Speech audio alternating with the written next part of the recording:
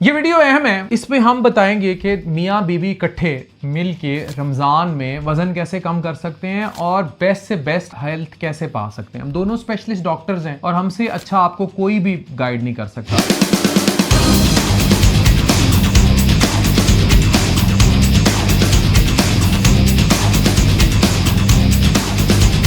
Important topic है। Wait कम होगा, energy बढ़ेगी और इबादत भी अच्छी होगी। लेकिन होता क्या है? होता ये है कि अफ्तार पर समोसे, पकोड़े, शरबत, सहरी में पराठा, चाय और फिर लोग कहते हैं डॉक्टर साहब रोजा रखकर भी वेट बढ़ ही गया है। तो आज हम साइंटिफिकली समझेंगे कि रमजान में बॉडी के अंदर क्या होता है और कपल यानी मियाँ बीवी अपनी डाइट को कैसे बेहतर करें। रमजान में बॉडी के अंदर जो चेंजेस आती हैं, जब आप रोजा रखते हैं 8 से 12 घंटे बॉडी का फ्यूल चेंज हो जाता है। पहले बॉडी ग्लाइकोजन यूज करती है, फिर बॉडी फैट बर्निंग मोड में चली जाती है। यानी अगर आप सही डाइट रखें तो रमजान नेचुरली वेट लॉस का महीना बनता है। लेकिन एक चीज सब खराब कर देती है, वो है इंसुलिन स्पाइक्स। जब अफ्तार पर शुगर और फ्राइड फूड्स बहुत ज्यादा हो जाएं तो बॉडी फैट बर्न करने के बजाय उनको स्टोर करना शुरू कर देती है। तो आइए इसको देखते हैं कि डाइट को बेहतर कैसे बनाई जाए। सहरी सबसे इंपॉर्टेंट मील है। अगर आप वेट लॉस करना चाहते हैं तो सहरी कभी स्किप नहीं करनी। सहरी में 4 चीजें जरूर होनी चाहिए: प्रोटीन, फाइबर, हेल्दी फैट्स और slow carbs. For example eggs, oats, दही, रोटी, फ्रूट्स, चिया सीड्स। ये डाइट न्यूट्रिशियस, फाइबर रिच और प्रोटीन पैक डाइट बनाते हैं जो वेट लॉस में मदद देते हैं, हाजमा इंप्रूव करते हैं और ज्यादा देर तक एनर्जी देते हैं। ये फूड एसेंशियल विटामिन, मिनरल्स और एंटीऑक्सीडेंट से रिच होते हैं जो मेटाबॉलिज्म को बूस्ट करते हैं और भूख और क्रेविंग्स को कम करने में मदद करते हैं। जैसे कि इनमें प्रोटीन्स की ज्यादा मिकदार पाई जाती है। प्रोटीन एक बहुत इंटरेस्टिंग हार्मोन को कंट्रोल करता है, वो हार्मोन है गेरिलिन। अब गेरिलिन हंगर हार्मोन है जो स्टमक में क्लियरली आपकी भूख लगाने में बहुत अहम रोल अदा करेगा, मैसेज लेके जाएगा। इसके लिए प्रोटीन अच्छा है। जितना आप गेरेलिन को प्रोटीन से सेटिस्फाई रखेंगे उतना आपकी भूख कंट्रोल में रहेगी। इसलिए चाय और पराठे से सहरी नहीं, बल्कि शुगर कंट्रोल करने से, शुगर के रोलर कोस्टर को मैनेज करने से आप अपने वजन को कम कर सकते हैं और कपल को यह करना चाहिए। अब क्या बात करने जा रहे हैं हम? अब बात करते हैं अफ्तार की। अफ्तार सुन्नत भी है और साइंस भी है। अफ्तार का बेस्ट तरीका यह है कि पहले 2 खजूरें खाएं और फिर पानी पिएं। फिर कोई आप अपनी प्लेट में फ्रूट्स ऐड करें, या फ्रूट्स नहीं तो सूप टाइप कुछ बनाएं, जैसे कोई दाल हुई। फ्रूट चाट का इस्तेमाल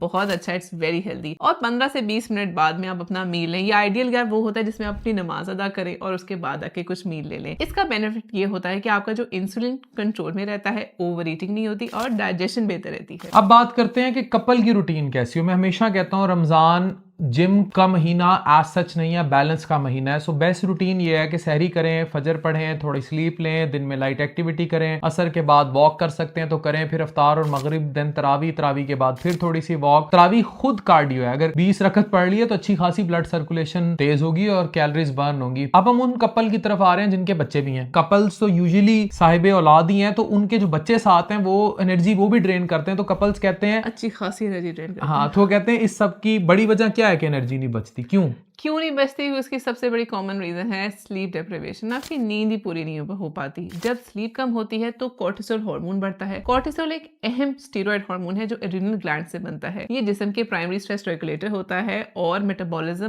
ब्लड प्रेशर और इम्यून सिस्टम को कंट्रोल करता है। नींद ना पूरी हो तो कोर्टिसोल बेली फैट बढ़ाएगा, पेट पे चर्बी आएगी। रमजान में स्लीप को इबादत समझकर मैनेज करें। वो जरूरी न्यूट्रिएंट्स जो लोग इग्नोर करते हैं रमजान में, कॉमनली 5 चीजें कम हो जाती है। मैग्नीशियम, जिससे क्रैम्प्स पड़ते हैं, इसीलिए हम ये मैग्नीशियम ग्लाइसिनेट लेकर आए। फिर पोटाशियम, ये केले में बहुत ज्यादा होता है, डिहाइड्रेशन कंट्रोल करता है। विटामिन डी यूजुअली औरतों में कम होता है, मूड और इम्यून बूस्टर होता है। इसी तरह खवातीन में आयरन की कमी, स्पेशली वो जो रिप्रोडक्टिव एज की खवातीन है। और ओमेगा 3 इन्फ्लेमेशन कंट्रोल करता है। ये सब न्यूट्रिएंट्स मेटाबॉलिज्म को सपोर्ट करते हैं। अब चलते हैं हार्मोन्स की तरफ। हार्मोन्स जो कि एक वेट लॉस डिसाइड करते हैं। वेट लॉस सिर्फ कैलोरीज का गेम नहीं होता, बल्कि असल ये हार्मोन्स का गेम होता है। इंसुलिन रेजिस्टेंस डायबिटीज कर देगी, कॉर्टिसोल स्ट्रेस से निकलेगा, फिर लेप्टिन जो है वो फुलनेस सिग्नल देता है। अगर लेप्टिन कम हो रहा है तो आपको जो है फुलनेस नहीं मिलेगी तो आप खाई जाएंगे। गेरिलिन बढ़ रहा है तो वो हंगर को बढ़ाएगा, फिर आप खाई जाएंगे। अगर स्लीप, प्रोटीन और स्ट्रेस कंट्रोल हो तो हार्मोन्स ऑटोमेटिकली बैलेंस हो जाते हैं। अब हम किस पर बात करेंगे? अब हमें बात करनी चाहिए सप्लीमेंट्स के बारे में कि ये कब लेना जरूरी है। अगर डाइट परफेक्ट ना हो तो कुछ सप्लीमेंट्स मदद कर सकते हैं। फॉर एग्जांपल मल्टीविटामिन लें, विटामिन डी लें, मैग्नीशियम लें, वो भी रात को, ओमेगा 3 लें। लेकिन याद रखें सप्लीमेंट्स कभी डाइट का सब्स्टिट्यूट नहीं होते, इसलिए फर्स्ट प्रायोरिटी बेहतरीन डाइट को देनी चाहिए। इबादत और ब्रेन, एक इंटरेस्टिंग रिसर्च ये बताती है कि माइंडफुल इबादत, तिलावत और जिक्र से दिल काम होता है, स्ट्रेस हार्मोन्स कम होता है, ब्रेन को फोकस मिलता है। यानी रमजान सिर्फ बॉडी डिटॉक्स नहीं, ब्रेन डिटॉक्स भी है। गोल्डन एडवाइस जो हम कपल्स को दे रहे हैं, सहरी स्किप ना करें, प्रोटीन हर मील में हो, फ्राइड फूड लिमिट करें, रोज वॉक करें, घर में झगड़े ना करें, स्लीप को सीरियस लें, और अगर इन चीज़ों को फॉलो कर लिया तो रमजान आपका। Thank you very much.